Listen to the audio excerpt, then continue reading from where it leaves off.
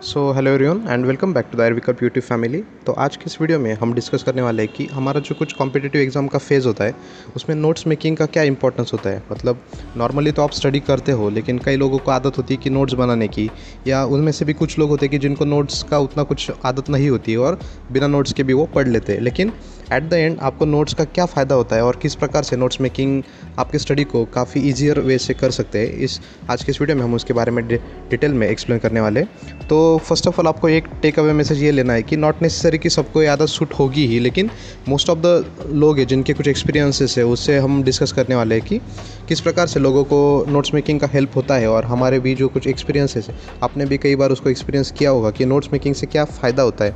तो इसी के बारे में आज हम डिस्कस करने वाले हैं। और ये कंपल्सन नहीं है हर किसी के लिए कि आपको नोट्स बनाने ही है, लेकिन आपका स्टडी इससे किस प्रकार से ईजी वे में आपका हो सकता है, ये हम डिस्कस करने वाले। तो चलिए आज के इस वीडियो को हम स्टार्ट करते हैं। तो फर्स्ट ऑफ ऑल आपकी जो नोट्स मेकिंग है उससे क्या होता है। तो first of all first point is that you create mind map of that topic. मतलब कोई भी आप टॉपिक पढ़ रहे हो ना, तो उसका एक आपके माइंड में मैप क्रिएट हो जाए जब भी आप नोट्स के फॉर्मेट में उसको पुट फॉरवर्ड करते हो। फॉर एग्जांपल अगर आप एग्जांपल के तौर पे देखेंगे ना, तो XYZ टॉपिक का आप कंसिडर कीजिए। फॉर एग्जांपल आप चरक सूत्रस्थान पढ़ रहे हो, तो चरक सूत्रस्थान का मान के चलो कि चरक सूत्रस्थान 4, उसमें जो कुछ अग्रय वगैरह अग्रय नहीं, उसमें जो महाकषाय वगैरह दिए है ना, उसके बारे में अगर आप पढ़ रहे हो, ठीक है। तो महाकषाय आप इन जनरल सभी पढ़ रहे हो, मतलब डिटेल में उस चैप्टर में तो दिया है, लेकिन जब भी आप वो नोट्स में लिखोगे ना, तो आप नोट्स में बस क्या लिखोगे, मान के चलो कि जो फर्स्ट 1 to 10 है वो काफ़ी इजी थे, ठीक है, महाकषाय। उसमें से आपको एक कोई तो डिफिकल्ट लगा, उसको आपने नोट्स में लिख लिया, ठीक है। उसके बाद में सेकंड जो 10 to 20 थे, उसमें भी अगर आपको एक दो डिफिकल्ट लगे, वो आपने नोट्स में लिख लिया। तो मान के चलो कि जब भी आपका पूरा चैप्टर कवर हो जाता है और बाद में अगर आपको फिर से पढ़ना है, तो अगर आपको टेक्स्ट बुक में संहिता में फिर से जाओगे, तो first line to last line फिर से आपको पढ़ना पड़ेगा। इससे बेहतर जब भी आप बस नोट्स में जाओगे, तो नोट्स में आपके क्या हार्डली आपके 1 और 2 पेजेस में आपने पूरा चैप्टर वो कवर कर लिया होगा। तो जब भी आप वो 1 to 10 में से जो फर्स्ट इंपॉर्टेंट पॉइंट था वो जो नोट से पढ़ोगे ना, तो आपको याद आएगा कि हाँ, मैंने ये फर्स्ट टू 10 के जो महाकषाय थे इंपॉर्टेंट, उसमें से मैंने एक लिखा था। तो जब भी आप वो पढ़ोगे ना, उसके बाद में आपको बाकी के भी याद आएंगे कि हाँ, बाकी के तो सिंपल थे इसलिए मैंने नहीं लिखा है, और जो भी कुछ सिंपल थे वो भी आप रिकॉल कर लोगे, और बस जो डिफ़िकल्ट है उसको एक बार बस फास्ट रिविजन के तौर पे आप उसको पढ़ सकोगे। मतलब इस प्रकार से फ़ायदा होता है। तो इससे क्या होता है ना कि एक माइंड में आप मैप क्रिएट कर जाते हो उस टॉपिक का, कि वो टॉपिक में क्या चीज़ें दी हुई है और किस प्रकार से मुझे उसको अप्रोच करना है, किस प्रकार से मुझे फास्ट रिविजन में उसको लाना है। इस प्रकार से आपका नोट्स मेकिंग का फ़ायदा आपको होता है, ठीक है। ये हो गया फर्स्ट उसका बेनिफिट। सेकंड बेनिफिट क्या है, that is the visual memory.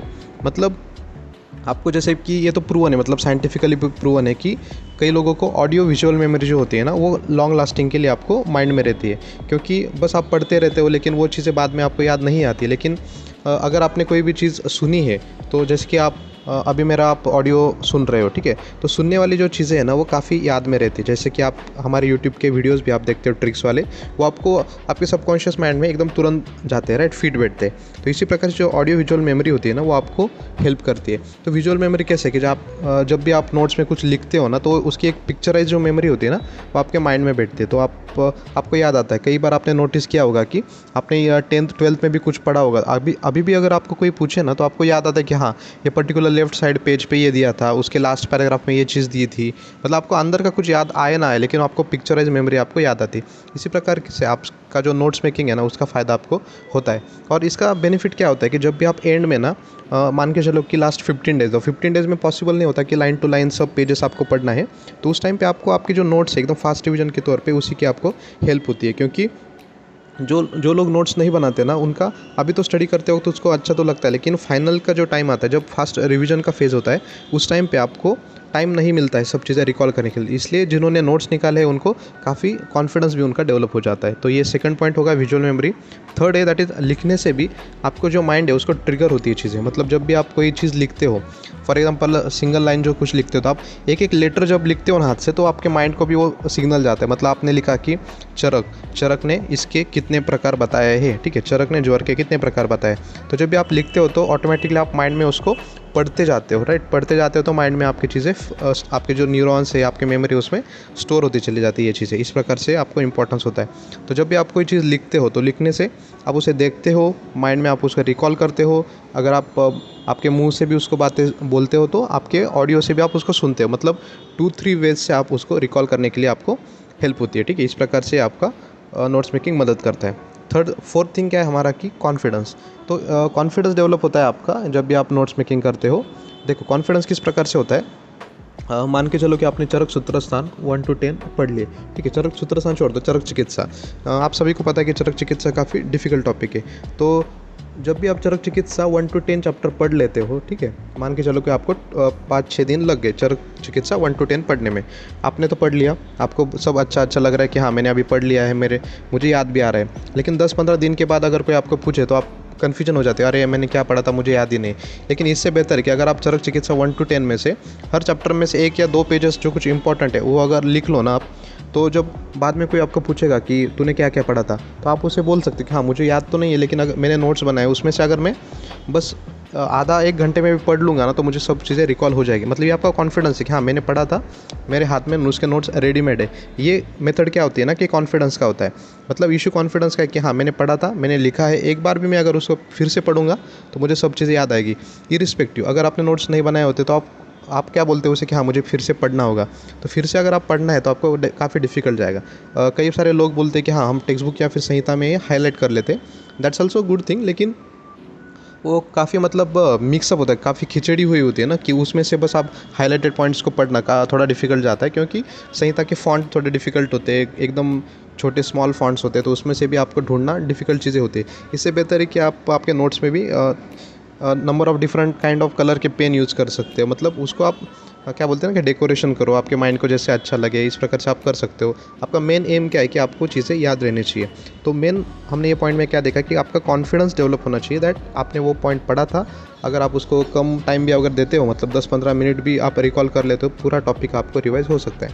क्योंकि चरक चिकित्सा के कैसा है ना कि उसमें आपको रोग अधिकार वगैरह जो चीज़ है वो आपको याद करनी पड़ती है। तो मान के चलो कि 7-8 रोग अधिकार है, वो तो काफ़ी ईजी, लेकिन उसमें से बस एक ही डिफिकल्ट है, तो हर टाइम वो 7-8 में क्यों टाइम इन्वेस्ट करने आपको, राइट। तो बस आपका अगर नोट्स में आप पढ़ोगे तो एकदम फास्टली आप उसको रिकॉल कर सकते हो, ठीक है। उसके बाद में है कि नेक्स्ट हमारा बेनिफिट है कि आप कोई भी डिफिकल्ट टॉपिक के जो ट्रिक्स होते हैं ना वो साइड में भी आप लिख सकते हो।